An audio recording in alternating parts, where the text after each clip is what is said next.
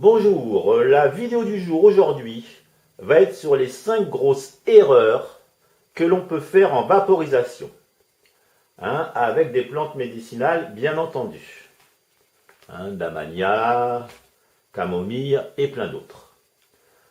Donc j'ai déjà fait une vidéo sur les 9 conseils pour mieux vaporiser, bien plus longue et plus complète.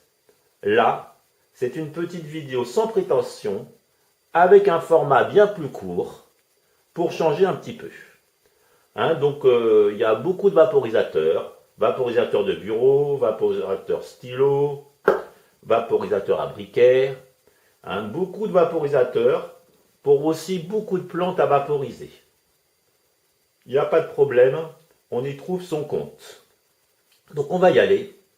Première erreur, ça va être sur les plantes. On pense qu'avoir des plantes pas trop sèches, un peu humides, font plus de vapeur visible. Eh bien non, la plante se vaporisera mal. C'est l'évaporation des huiles essentielles de la plante qui nous intéresse, pas l'humidité de celle-ci. Du coup, faites bien sécher vos plantes médicinales.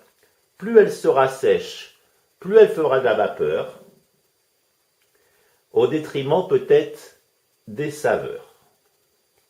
Ça donc, c'est la première erreur, donc sur les plantes. Deuxième erreur, avec le bol, avec le four. Le bol, pour ceux qui ne savent pas, c'est là où on met ses plantes médicinales.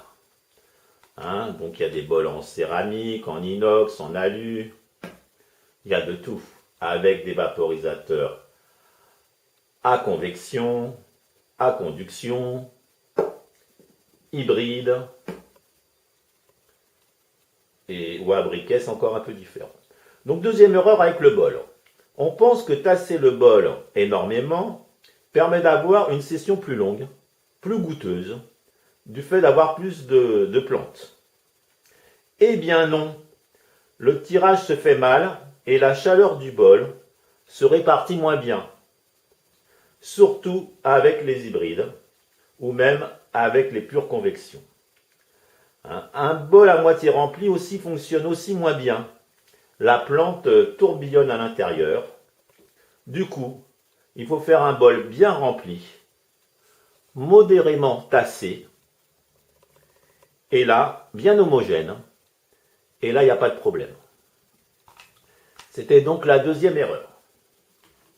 Troisième erreur, c'est avec les températures. Les vaporisateurs, il y en a qui n'ont par exemple que 5 températures. Et puis il y en a d'autres où on peut vraiment régler sa température au degré près. Ça dépend quel vaporisateur on a. Donc la troisième erreur, avec les températures, on a tendance à monter rapidement à haute température, pensant qu'on va augmenter la vapeur visible.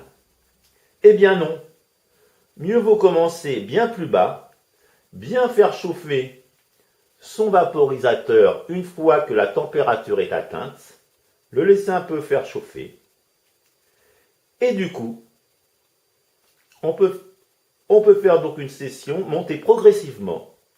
Les terpènes et les huiles essentielles vont se vaporiser petit à petit, et la saveur et la vapeur seront bien au rendez-vous.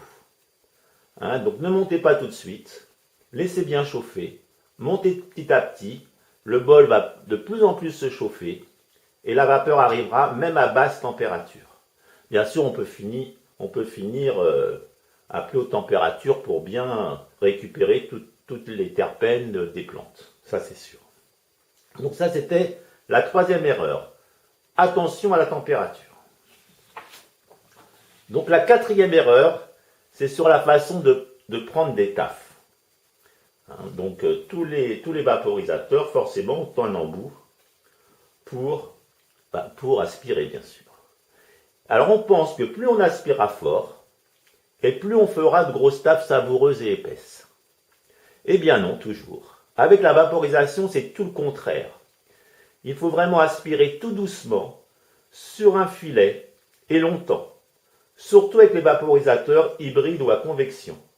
Pour les vaporisateurs à conduction, on peut un petit peu aspirer plus fort.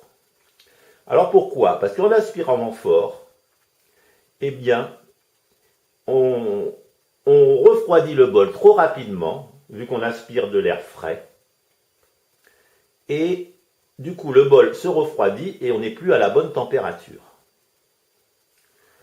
Donc, faites une aspiration bien longue et bien douce, et directement dans le ventre.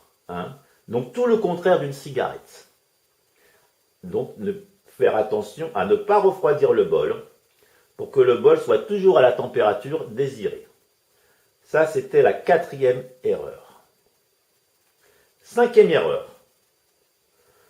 Sur l'utilisation globale de son vaporisateur. Je m'explique. On croit qu'on peut se mettre à la vaporisation et en même temps être toujours à la combustion, ou bien être aussi à la cigarette électronique,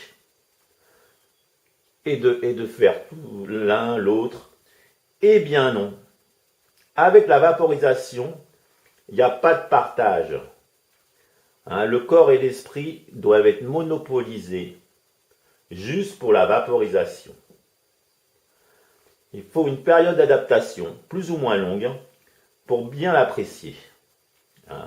Et la gorge, le larynx, les poumons doivent s'habituer à cette vapeur qui est très sèche. Du coup, essayez vraiment de vous consacrer pendant un laps de temps exclusivement à la vaporisation. Pas facile, je sais, mais après un certain temps d'adaptation, plus ou moins long par rapport aux personnes, on y prend vraiment plaisir et on y trouve son compte, ça c'est sûr. Voilà, c'était 5 erreurs à ne pas commettre.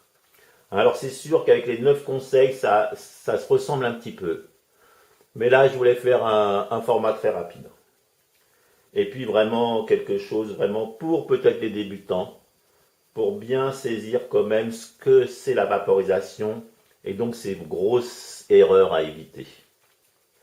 Alors j'espère que ça va vous apporter une aide.